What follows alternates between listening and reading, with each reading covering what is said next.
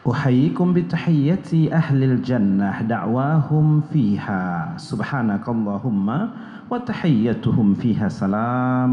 السلام عليكم ورحمة الله وبركاته. الحمد لله القائل أعوذ بالله من الشيطان الرجيم بسم الله الرحمن الرحيم فمن كان منكم مريضا أو على سفر فعدة من أيام أخر. أشهد أن لا إله إلا الله وأشهد أن محمد رسول الله أرسله الله عز وجل بشيرا ونذيرا وداعيا إلى الله وبإذنه وسراجا منيرا. Bapak-bapak, ibu-ibu, hadirin dan hadirat sekalian, sidang jemaah salat zuhur yang mudah-mudahan dimuliakan Allah. Menelusuri amalan-amalan baginda Nabi kita Nabi Muhammad SAW, beliau mempersiapkan Ramadannya 2 bulan. Masuk saja di awal bulan Rajab, baginda Nabi tidak pernah alpa untuk berdoa setiap hari dengan doa Allahumma barik lana fi Rajab wa Sya'ban wa ballighna Ramadan. Ya Allah, berikanlah keberkahan pada kami dalam bulan ini Rajab dan Sya'ban, sampaikan kami ke dalam bulan Ramadan. Padahal amalan Nabi jelas dapat diterima, dapat jelas dia berada di surga, dosa-dosanya pasti diterima, diampuni oleh Allah. Tapi setiap tahunnya berharap dipertemukan dengan Ramadan, lumbung pahala, kesempatan terbaik untuk dibakarnya, dihapusnya dosa-dosa. Bagaimanakah dengan kita yang tidak ada jaminan masuk surga, yang tidak ada jaminan amal ibadahnya diterima, belum tentu dosa kita diampuni oleh Allah. Mestinya kitalah yang lebih berharap selalu dipertemukan dengan Ramadan. Rekomendasi amalan kita sebelum Ramadan, ya bulan ini, memperbanyak doa itu. Allahumma barik lana fi Rajab wa Sya'ban wa ballighna Ramadan. Ya Allah, berikan keberkahan pada kami dalam bulan Rajab dan Sya'ban, sampaikan kami ke dalam bulan Ramadan. Rekomendasi amal yang kedua, menelusuri penuturan para sahabat Nabi. Para sahabat itu berkomentar tentang amalan Nabi di bulan Sya'ban. Apa kata sahabat Nabi? Kami tidak pernah melihat Nabi Muhammad itu yang paling banyak puasa sunatnya kecuali pada bulan Sya'ban. Oleh karena itu rekomendasinya adalah perbanyaklah puasa-puasa sunat. Senin, Kamis, puasa pertengahan bulan. Nabi tidak pernah alpa. Setiap pertengahan bulan-bulan Hijriyah Nabi berpuasa 13, 14, 15. Boleh 2 hari, 14 dan 15. Boleh 1 hari ketika bulan purnama terang benderang, di malam harinya besok pagi puasa 15 di setiap bulan. Itu agenda memperbanyak puasa sunnah. Oh, ingin lebih banyak dari itu? Puasa puasa Nabi Daud, selang-seling. Apakah Ramadan yang lalu ada yang tertinggal dari puasa ibu-ibu, puasa bapak-bapak karena musafir, karena sakit dan lain hal? Kapan itu mau diganti? Waktunya bulan Sya'ban. Jangan sampai hutang puasa ini terbawa pada Ramadan berikutnya yang mengakibatkan menumpuknya hutang-hutang sehingga lupa. Tidak ingat apakah tinggal 2 atau 3 lagi yang tersisa. Ternyata 5. Maka penting untuk kita ingat, kalau perlu catat.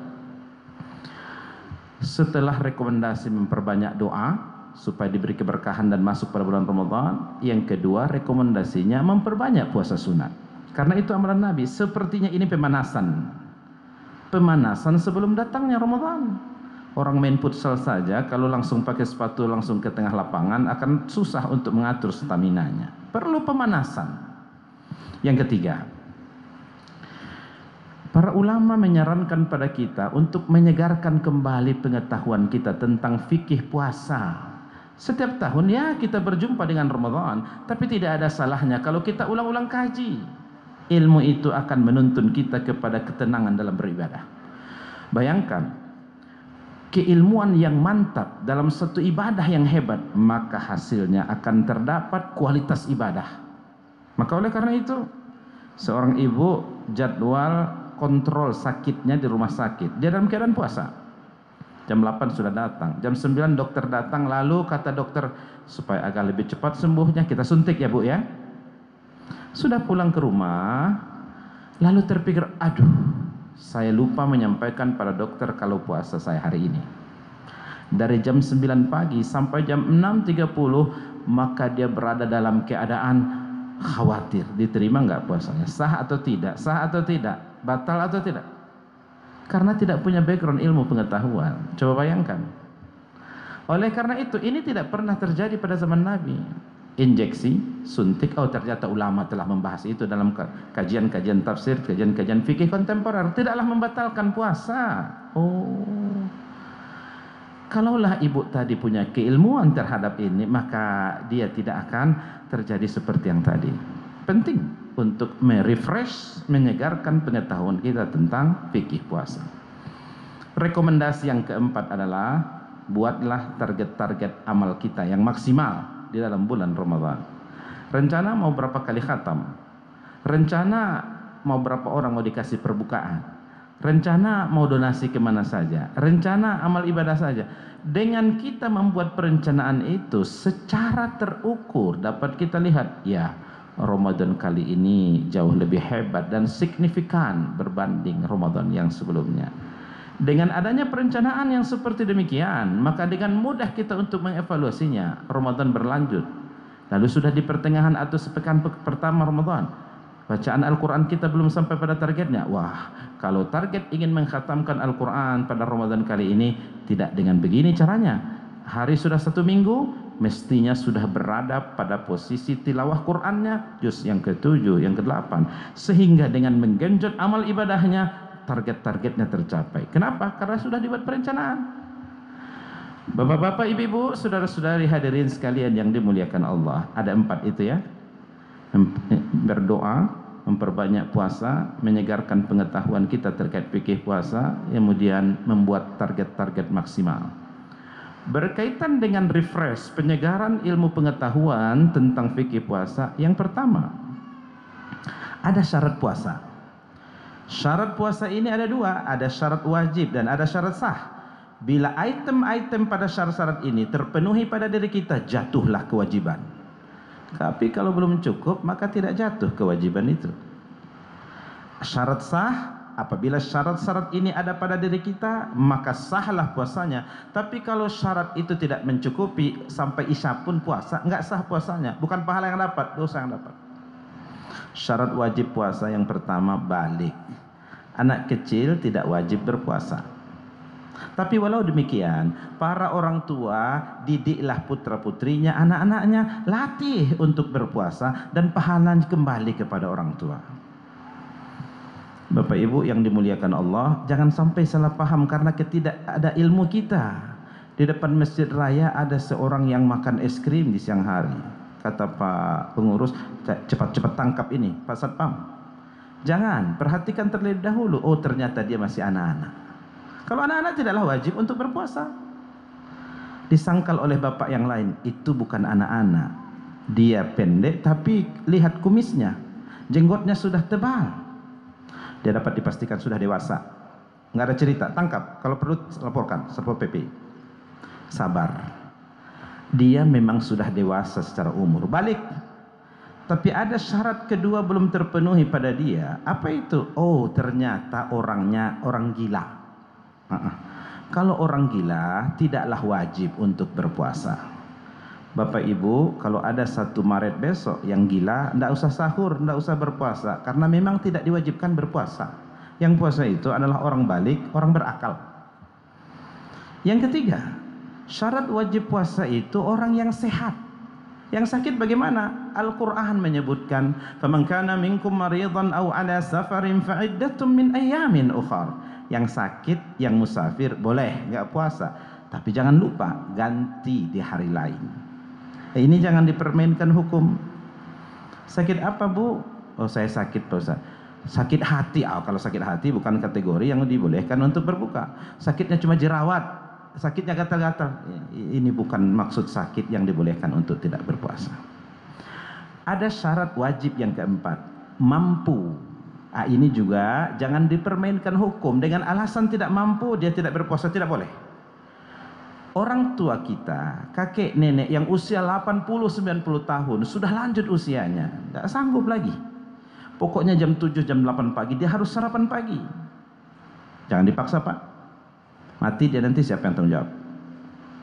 Kepada mereka ini dengan segmen yang lanjut usia boleh tidak berpuasa, tapi jangan lupa bagaimana menggantinya di hari lain. Di hari lain pun jam 7 pagi dia harus sarapan pagi, harus membayar fidyah. Gimana, ada enggak ini yang seperti ini di rumah kita, tetangga kita, di kampung halaman kita? Jangan sampai belum tuntas pembayaran fidyahnya, Ramadan sudah di depan mata. Berikutnya Bapak Ibu sekalian, syarat wajib selain balik, berakal, sehat, mampu, yang bersangkutan tidak dalam keadaan musafir. Orang musafir bagaimana? Boleh. Jelas dalilnya dalam Quran. Faman kana minkum maridan aw ala safari. Pak Ustadz, saya pergi ke Jakarta, nggak selalu memberatkan. Saya makan sahur, take off dari bandara sampai jam 9 di Jakarta, tenang, aman. Tidak saya batalkan. Bagaimana? Sah. Dalam hukum Islam ada namanya rukhsah, keringanan. Tapi ada pula satu lagi namanya azimah. Anda berada pada situasi dan kondisi yang ada keringanan, boleh untuk jamak, boleh untuk qasar, tapi melakukannya seperti mestinya, normalnya. Ini disebut dengan azim. Sah, sah. Walaupun ada ulama yang berkomentar, sudah ada rukhsah keringanan, tidak Anda ambil. Bukankah itu orang yang sombong? Walaupun ada yang komentar seperti ini, tetapi tetap sah puasanya, tetap sah salatnya, walaupun ia mengambil pilihan yang normal. Berikutnya Bapak Ibu, syarat sah. Itu syarat wajib tadi. Syarat sah itu yang pertama, bila item-item ini ada pada dirinya sah. Tapi kalau nggak cukup, nggak lengkap, nggak sah puasanya. Yang pertama niat. Niat ini penting, menjadi sesuatu yang menjadi syarat sah. Apakah niat cukup dilafazkan di dalam hati atau harus dilafazkan sengaja aku puasa besok hari? Maka yang berpendapat adalah harus dilafazkan sah. Ulama memberikan pandangan dengan dalil tentang ini. Yang mengatakan cukup di dalam hati, melihat pada segi bahasa an-niyatu al-qasdu, bangun dia jam 4 pagi, makan sahur, dia dalam hatinya sudah ada niatan untuk puasa besok hari, maka itu sudah dianggap berpuasa, sah. Mau niatnya 1 kali diborong untuk 1 bulan, mau niatnya setiap di waktu hari, subuh hari, boleh. Yang tidak boleh yang mana Pak Ustaz? Yang tidak boleh yang nggak puasa, nggak ada alasan nggak puasa. Syarat sah yang kedua adalah beragama Islam. Gimana kalau ada teman sekantor non muslim? Asik juga ya, siang hari kita nggak makan bareng-bareng, biar dietnya tuntas dan bisa terlaksana. Bagaimana hukumnya? Tidak sah, karena yang mendasar dia tidak beragama Islam. Syarat diterimanya amal beragama Islam. Pak Ustadz, menurut agama dia sah-sah saja, terserah dialah, kita tidak bahas agama dia. Lakum dinukum waliyadin. Selesai. Syarat sah yang ketiga, selain tadi niat, Islam suci dari haid dan nifas. Datang haid, walaupun jam 6:04 dia mengetahui dirinya haid, ini sudah dari pagi menahan, tinggal hanya sekian menit lagi, tetap batal. Ibunda Aisyah pernah mengatakan, nahnu nu'maru biqada'is shaum wa la nu'maru biqada'is shalah. Kami diperintahkan Nabi mengganti puasa kami dan tidak diperintahkan mengganti salat kami.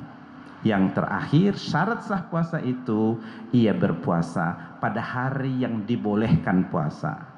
Disangka banyak dapat pahala, dosa yang dapat. Kenapa? Puasa dia di 1 Syawal, puasa dia di hari raya Idul Adha, puasa dia di hari tasyrik. Haram. Bagaimana dengan bulan Ramadan? Wajib berpuasa. Kalau rukun puasa adalah cuma 2. Yang pertama niat itu sudah juga masuk syarat sah.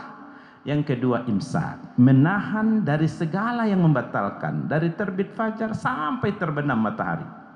Jadi nggak ada puasa setengah hari, nggak ada, kecuali puasanya anak TK, itu mungkin untuk latihan. Bapak Ibu hadirin sidang jamaah sholat zuhur yang dimuliakan Allah, apa saja yang membatalkan puasa? Makan dan minum. Tapi ini masih koma, belum titik, karena ada pembahasan berikutnya yang tidak membatalkan puasa. Itu juga ada bagian tidak, orang yang makan dan minum tidak batal puasa. Makan dan minum bagaimana yang batalkan puasa? Makan dan minum bagaimana yang tidak membatalkan puasa? Yang tidak membatalkan puasa, makan dan minum karena lupa lupa. Kalau 2 piring lupanya bagaimana Pak Ustadz? Tidak ada masalah, 2 piring pun 2 piring lah, tetap berjalan puasanya. Tapi 2 piring memang lupa. Ada 1 gelas lagi teh es. Yang 2 piring memang lupa, tapi yang teh es ingat, batal puasanya. Jadi yang membatalkan puasa adalah makan dan minum sengaja. Tahu dia, ini Ramadan sudah masuk, makan nasi di siang hari, benanak siang hari, batal puasanya. Batal puasanya adalah berhubungan seksual, hubungan suami istri di siang hari. Kalau di malam hari bagaimana? Tidak ada masalah. Allah menyebutkan dalam firman-Nya, "Uhilla lakum lailatas siyamir rafathu ila nisaikum." Tapi kalau di siang hari Bapak Ibu, ini enggak semudah yang dibayangkan. Udah ganti aja di hari lain, tidak bisa. Ada kafarah yang disebutkan dalam Quran, denda. Yang pertama, fatahriru raqabah, memerdekakan budak. Dicari di mana budak zaman sekarang Bapak Ibu? Susah dapatnya. Ada di Jambi Pak Ustaz, budak-budak Jambi. Ada di seberang, budak-budak Malaysia. Ditanya ke orang tuanya, mana satu Pak budak di sini? Marah orang tuanya. Anak saya ini sudah merdeka sejak lahir. Tak ada di sini yang jadi hamba. Hamba saya tak ada di sini. Terus gimana lagi? Ini sudah terlanjur. Maka hukuman kedua kata Allah dalam Quran, fasiyamu syahraini mutatabi'ain. Puasa 2 bulan berturut-turut. Ada kaitan berturut-turut di sini. Kalau 2 bulan berarti 60 hari. Hari ke-58 batal. Ulang lagi 2 bulan berturut-turut. Sudah dicoba, enggak sanggup. Maka berikutnya fa'it'amu sittina miskina, memberi makan 60 orang fakir miskin. Enggak bisa mentang-mentang rekeningnya banyak duit. Pak Ustaz, nomor 3 aja langsung selesaikan di belakang meja. Enggak bisa. Harus melewati tuntunan-tuntunan yang disebutkan. Apalagi yang membatalkan puasa? Yang membatalkan puasa sengaja muntah. Yang membatalkan puasa mengeluarkan air mani dengan sengaja. Yang membatalkan puasa berubah niatnya. Tadi niat puasa Ramadan, baca-baca buku, ternyata ada puasa mempersembahkan supaya kebal ilmu hitamnya, dirubah menjadi puasa kebalan ilmu hitam. Batal karena perubahan niatnya menjadi efek batal puasanya. Batal puasanya Bapak Ibu sekalian, bertukar agamanya, murtad. Apalagi tadi beragama Islam dia. Siap asar dikasih orang supermi, syaratnya ganti agama. Diambilnya supermi itu, batal puasanya. Bapak Ibu yang dimuliakan Allah Subhanahu wa taala, batal puasanya pingsan, hilang akalnya, gila. Jelas. Karena yang puasa hanya yang sehat saja. Yang apa? Yang waras saja. Yang gila batal puasanya. Batal puasanya ketika seseorang mendapatkan haid dan nifas. Terakhir pembahasan kita untuk kali ini, apa saja yang tidak membatalkan puasa? Item-item yang tadi ataupun yang berikut ini pada pembahasan panjang lebar oleh para ulama. Keterbatasan waktu kita, saya hanya sampaikan poin-poinnya saja. Tidak batal puasanya karena makan dan minum lupa. Nabi Muhammad bersabda, rufi'al qalam ala salas. Pena itu diangkat, malaikat tidak catat itu, rakib dan atid. Dia tidak catat amal itu dalam 3 kondisi keadaan. Orang yang lupa sampai dia ingat, orang yang tertidur sampai dia bangun, orang yang gila tidak waras sehingga datang kembali kewarasannya, sehat kembali, pulih kembali kegilaannya. Yang kedua, tidaklah batal puasanya keluarnya air mani dengan sendirinya. Karena penyakit dan lain hal mungkin datang sini, tidak batal puasanya. Tidak batal puasanya Bapak Ibu sekalian, tidak sengaja muntah. Itu tidak batal puasanya. Tidak batal puasanya bersiwak, ya, gosok gigi. Kalau dulu memang tidak ada odol, tidak ada brosnya. Nabi pernah menggosok gigi, bersiwak ketika dalam berpuasa. Dan ini Bapak Ibu, keutamaan yang baginda Nabi sebutkan, laula an asyqa ala ummati la amartuhum bisiwaki inda kulli salah. Kalau enggak memberatkan pada umatku, sebenarnya aku ingin menyuruh mereka setiap kali mau sholat gosok gigi. Sehingga di antara keutamaannya, Nabi itu giginya utuh sampai dia meninggal karena siwak. Apakah batal puasanya ketika ia bersiwak di siang hari? Tidak batal. Para ulama menyebutkan demikian. Walaupun kita jumpai ada yang berbeda pandangan, ada juga dalilnya. Para ulama yang memberikan pemahaman makruh kalau sudah agak tinggi matahari, jam 10, jam 11, makruh berdasarkan hadis Nabi yang berbunyi, bau mulut orang yang berpuasa itu nanti akan diganti oleh Allah dengan bau yang sangat harum seperti bau kasturi dari surga. Berdasarkan hadis ini para ulama mengatakan enggak usah lah. Enggak usah, nanti akan menjadi bukti bahwa itu akan diganti oleh Allah dengan bau yang sama. Tapi Bapak Ibu enggak usah pula kita tunjukkan pada orang begitu, ingin membuktikan apakah sudah berbau, tetap masih berbau. Karena itu maksudnya nanti di hari akhirat. Tidak batal puasanya Bapak Ibu mandi, berenang juga tidak batal. Kok tidak mandi Pak, sudah 3 hari, takut saya batal puasanya. Tidaklah membatalkan puasa. Kalau kita baca lebih detail, bahkan disunahkan di antara sunnah-sunnah dalam bulan Ramadan mandi. Berenang juga tidak batal, kecuali sambil menyelam. Enggak ada orang nih di bawah ini, telan dikit, minum, itu batal kalau yang seperti itu. Kalau berenang biasa tidaklah membatalkan puasa. Tidak batal puasanya berkumur-kumur atau istinsyaq, sunnah di dalam berwudu kan? Tidak batal puasanya. Tapi kalau ada setiap setengah jam dia kumur-kumur, ini ada maksud-maksud tertentu, bagusnya untuk dihindari sehingga tidak terjatuh pada hal yang tidak diinginkan. Tidak batal puasanya Bapak Ibu berbekam, donor darah, tidak. Walaupun ada pandangan para ulama, kalau dengan berbekam itu, donor darah itu membuat dia lemas, tidak sanggup, ini hukumnya makruh. Tergantung pada fisik seseorang, ya kan? Maka alternatifnya adalah silahkan untuk berbekam di malam hari. Ya kalau mau minum, mau makan tidak ada masalah. Tidaklah batal puasanya menghirup aroma wewangian, beli parfum di siang hari di malam, tidak batal puasanya. Tidak batal puasanya injeksi atau suntik, tidak. Tapi sepakat ulama batal puasanya apabila yang dimasukkan itu infus, cairan pengganti makanan, 2-3 hari jadi infus tanpa makan segar dia. Itu batal. Bapak Ibu hadirin dan hadirat sekalian yang dimuliakan Allah, di antara ulama ada yang berpendapat ibu-ibu yang mencoba garam gulai karena lidah ini satu bagian dari panca indera seperti kulit, mata, maka diteteskan beberapa tetes ke lidah dan diludahkan kembali, tidak batal. Tapi kalau ragu, lebih bagus untuk ditinggalkan. Atau berbeda kasusnya dengan ibu-ibu sudah hampir 3 piring dia coba garam gulai belum terasa, ini ada maksud tertentu. Atau lebih bagus bukan dia yang mencoba garam gulai, yang profesional itu dia lihat saja ada.